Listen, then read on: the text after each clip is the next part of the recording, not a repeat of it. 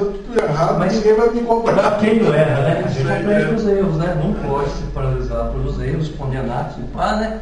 Tá, paciência, errei, vamos fazer certo a próxima vez. Analisar eticamente, por isso que deve se colocar, porque no sentido exato mesmo, moral e ética, mesmo no espiritismo, isso é bonito, a pessoa tem que procurar se esclarecer, né? Debater, questionar com ela mesma. Porque doutrina é receber um negócio ponto, falar, não, é assim, me ensinar, é assim que eu vou levar. A ideia não é essa no espiritismo, né?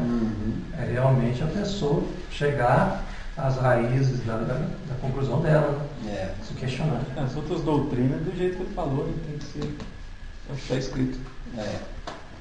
Aqui o espiritismo ele é uma fé raciocinada. Né? Não é uma fé cega. Não é uma fé cega, é uma fé raciocinada. Então, e a gente vê que pelos ensinamentos de Jesus ele passa isso, né, claramente para nós, referente a essas responsabilidades. E é isso que explica as diferenças das pessoas no planeta. As diferenças entre cor, entre situação financeira, trabalho, né? Se todo mundo gostasse de uma profissão só, o que seria das outras? Né? Pois é, nós daqui cada um faz uma coisa, né? Pois é. Então cada um se adapta no seu, né, ali na sua área de trabalho. E por quê? Devido a essas diferenças, porque se todo mundo gostasse de batata, como dizia um amigo meu, o que seria dos outros alimentos? Ninguém ia comer mais nada, né? Ia comer arroz, feijão, carne. Então é isso aí que explica a diferença. Eu fui procurar um tema de ética para ler. Vocês acreditam que até hoje, eu já procurei até na faculdade de filosofia lá em Pouso Alegre, você não acha um bom livro de ética. Todo mundo sabe definir o que é ética, falar o que é ética, mas você põe um assunto que nem o Sócrates fazia, o Sócrates era mestre nisso, né? Ninguém sabe definir. Até hoje não se escreve livro de ética falando sobre quais são, por exemplo, é certo uma pessoa ser agressiva ou não, é certo uma pessoa, né? Qual momento justifica uma pessoa matar? Você questiona, é permitido matar em que situações ou não pode matar em situação de... Não achei um livro de filosofia que sabe isso. Eles falavam lá em a ética é dividida em ontologia, dividida em partes aqui e tal, mas não pegavam um debate para realmente falar o que é certo e o que é errado. Entendeu? Coisa muito engraçada. Você não acha. Até hoje é difícil colocar uma questão ética. Tem se falado, nos tempos até que se falava em aborto, se falava em divórcio ainda deu muito pano pra manga, né? Separação, né? Hoje se falou, há tempos atrás eu vi no jornal, não se fala mais, mas eu vi com outro nome, e ninguém percebeu, todo mundo está debatendo, era a tal da eutanásia, né? Que se pode matar uma pessoa que está terminalmente morrendo e está sofrendo com isso, mata, se não mata. Antes do dia? Não, até hoje isso dá pano pra manga e não se chega a lugar nenhum, né? Entendeu? Não se tem, nem mesmo se pode falar num consenso de 60%, 70%. Né? Muita gente não concorda. Fora que tem o pessoal da igreja, principalmente do catolicismo, que é radicalmente da doutrina contra, e eles falam que quer debater eticamente, mas não debate. Eles já são montados, já são pré-formados, já são duros que nem pedra. Não adianta nem você entrar com os argumentos que não passa, entendeu? Como é que é, né? E é uma situação difícil. Eu vou falar para você que mesmo uma pessoa instruída para analisar ainda comete alguns erros e tal, é difícil, não é fácil, né? É fácil, né? Antigamente você falou que há pouco tempo surgiu um debate ético sobre a internet, porque a internet é um negócio muito ramo, e o Valdir sabe disso, a net com direito e tal. Quando você surge com algo novo, você não sabe o que vai dar aquilo, como surgiu a internet. Aí começou a haver uns crimes atrás, para disso que entravam com e-mail, né? Pedofilia, surgiu, né, os caras que fazem espionagem com e-mail, questionavam o outro, surgiu chantagem. Agora surgiu o último na televisão que se fala muito, que é espionagem, que até a Dilma foi espionada no serviço americano. Né? Aí o Valdir sabe disso. A coisa é tão nova que ainda está se descobrindo o que é crime. E para se descobrir o que é crime, tem primeiro se debater o que é moral e ético, né? Porque o crime é realmente a falha da ética e da moral do indivíduo. O indivíduo pisou, né, na bola. Né? Então até hoje está se descobrindo o que é o alcance da coisa. E o mundo vai surgir muita coisa nova ainda que você vai colocar, né, no debate, como tem as coisas antigas, né? Né? Antigamente, por exemplo, a gente nem estava debatendo aquele dia sobre divórcio. Deu pano para manga, separação. Teve uma época que, inclusive na época de Jesus, se fala lá para você ver. A gente debate naquela época, Jesus não fala uma palavra. A gente pensa que é uma consistência, mas se a gente não analisar, fica até errado. Jesus falava, por exemplo, que não aceitava o divórcio, que se a pessoa divorciada, a mulher, que seja só pela prostituição, que lhe dê carta de desquite, mas nem ele se pode juntar com nenhuma mulher mais, nem a mulher pode se juntar com um cara mais. Quer dizer, se você for analisar, isso está desatualizado hoje. Né? Que teve separação, nem o marido nem a mulher pode tentar ser feliz por outros caminhos. Aí você pega um cidadão comum, todo mundo sabe e aceita isso naturalmente, né? Já que houve separação, não deu caminho, não deu certo, é melhor que cada um procure sua felicidade, né? Com outro parceiro, Então, aí Jesus fala assim, mas será que Jesus escreveu uma coisa que caiu no contrassenso hoje? Não, ele falou assim, muita coisa ele fala da lei de Moisés lá na frente, fala assim, não, isso foi feito por causa da dureza dos seus corações, vocês ainda não estão prontos para ver as coisas mais novas, como fala o Espiritismo, né? Depois veio o Espiritismo para esclarecer mais coisas, porque naquela época o pessoal não aceitaria isso. O divórcio se matava pedrada, né? Se enterrava, matava pedrada até na Arábia, tem isso até hoje, né? Porque não aceitava nem debater sobre isso. Em qual país ainda pratica? Na Arábia. Na Arábia? Mesmo regime? Países árabes, muçulmanos.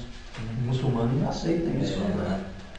E por isso que aquelas mulheres andam lá com aquelas burcas, aquelas coisas então, lá. Só os olhos não pode dirigir, né, nos países deles. Mas como eu estava citando aí referente a isso, a gente vê que, além da época, outras coisas de Moisés, como o próprio Jesus disse, referente às durezas dos vossos corações, então a gente vê que o outro fato, né, principalmente referindo ao adultério, que é uma coisa que, se você levar pelas letras, né, então você acaba tropeçando. Tem uma carta de Paulo aos Coríntios, na qual ele diz: o Espírito vivifica, a letra mata. Então quer dizer, se você for interpretar tudo ao que está no pé da letra, então você não vai, né? Tem uma parábola de Jesus na qual ele diz: se teus olhos te levam a pecar, arranque-o e tire para longe de ti. Se tua mão te leva a pecar, corte-a e atire longe. Aí quer dizer, se a gente analisar hoje, nós sabemos que ninguém de nós é perfeito, né? E se a gente for interpretar o pé da letra, né? Então quer dizer, pô, meus olhos tá pecando, vou pegar uma colher. Quem não cometeu, quem não Ele dá uma olhada fora, entre aspas, né? Mas o que Jesus queria dizer com isso? Então, ele quis dizer com isso que era para a gente evitar, quer dizer, trabalhar os nossos maus hábitos, né? E então ele fazia uma comparação, né? Se teu órgão te leva a pecar ou a tal crime, melhor você não tê-lo do que cometer tem tal trechinho que coisa. esclarece mais lá, no Evangelho esclarece também, o Evangelho segundo o Espiritismo, que é aquele negócio do pecado que ele fala, não cometerá pecados, porque só de imaginar uma mulher, você já está cometendo pecado. A ideia dessa palavra é isso, é você nem pensar no assunto em termos de pecado, entendeu? Né? Se teu olho escandalizar, corta e joga para longe, quer dizer, não fica pensando nesse assunto, entendeu? Não é nem para passar pela cabeça. Não fica nem, né? Mas é uma certa, como a gente falou aqui, não precisa ser assim também tão radical, não é verdade? O que ele falou lá, na verdade, não cometeu pecado, né? Só um comparativo, né? É que o pessoal naquela época tinha que ser uma coisa forte para eles entenderem, né? Isso. Para você ter uma ideia, Moisés, quando libertou os escravos do Egito, né, as pessoas de Israel, então ele seguiu com elas para o deserto e tinha uma imensa distância para eles caminhar. Tanto é que tem sobre o Mar Vermelho, né, teve uma hora lá que a maré era baixa e eles atravessaram. E coincidiu dos egípcios virem atrás e de repente já veio a maré alta. Então as pessoas citam sobre isso que o mar abriu. Mas não, eles pegaram uma hora da maré baixa e atravessaram sobre as pedras, né?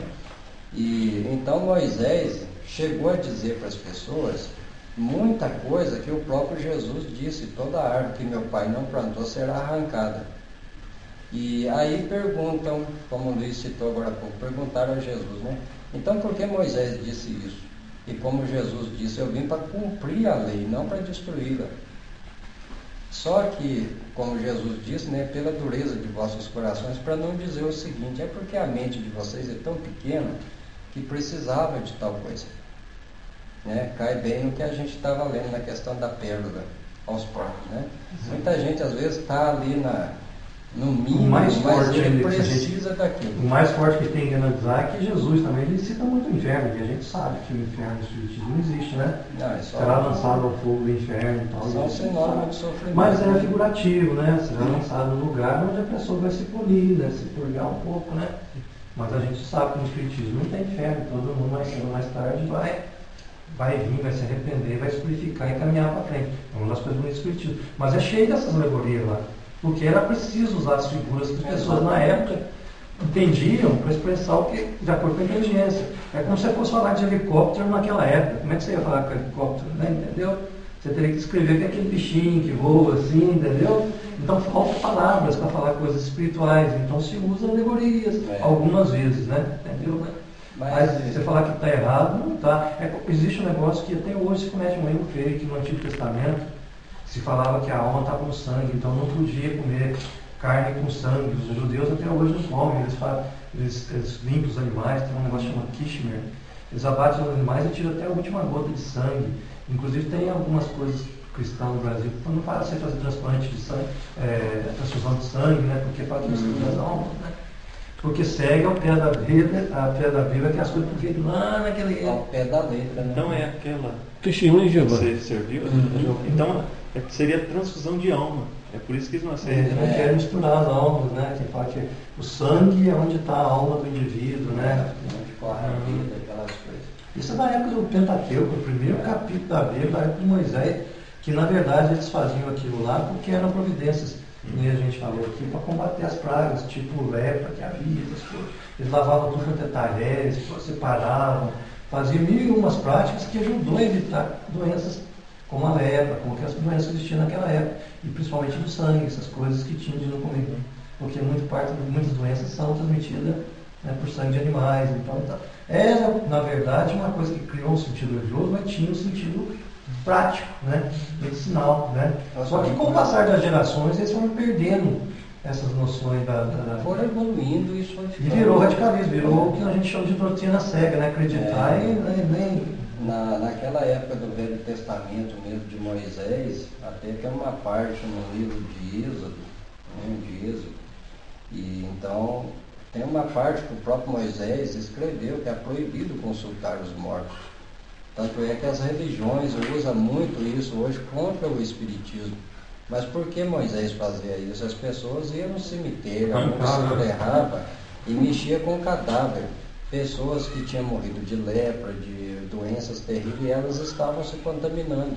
E chegava na hora de alimentar e elas nem se davam conta de lavar as mãos para comer. Aí surgiu também o outro mandamento de Moisés, no qual ele dizia, e o Senhor disse, toda vez na hora de comer tem de lavar a mão até o cotovelo. E o livro fala que havia também, nessa época, uma parte de charlatanismo, mas havia os médicos que eram meio inconscientes, não havia doutrina espírita, porque para fazer as comunicações com o espírito você tem toda uma sequência de providências e tal, para você não contratar somente o espírito de baixo nível. Senão você acopla o espírito de baixo nível. Naquela época não havia esses códigos, não havia esse doutrinamento. Não tinha estudo. Então era muito comum, mesmo os espíritos médios da época, né, acoplar com o espírito. Que a maior parte, inclusive tinha aquele famoso oráculo de Delfos, que era o mais famoso que tinha na Grécia na época. Tinha o famoso foi lá, muitos outros. Né? Ele era um médico. E por não haver uma doutrina de ética de coisas, se contatava qualquer espírito, até espíritos brincalhões, levianos, outros malignos. Inclusive chamava a coisa de dêmon, né? Só que falava meu dêmon, né? Que era o espírito de contato que ele falava e tal. E dêmon surgiu naquela época, passou hoje como noção de demônio, porque era um espírito mau, mas naquela época não tinha esse sentido de espírito mau. Né? Na verdade, eles contatavam todo tipo de espírito, inclusive tinha aqueles espíritos, as ninfas, sei lá, aquelas coisas lá. Qual o nome dessa pessoa, você falou? Isso foi Sócrates. Sócrates que era considerado o melhor filósofo, ele falava isso. De vez em quando ele seguia o dêmon dele, que era o espírito que ensinava para ele. Lembrando que demo vem do latim, significa inteligência, gênio. Demo, a palavra demo significa inteligência, gênio. Só que tem gênio do bem e gênio do mal.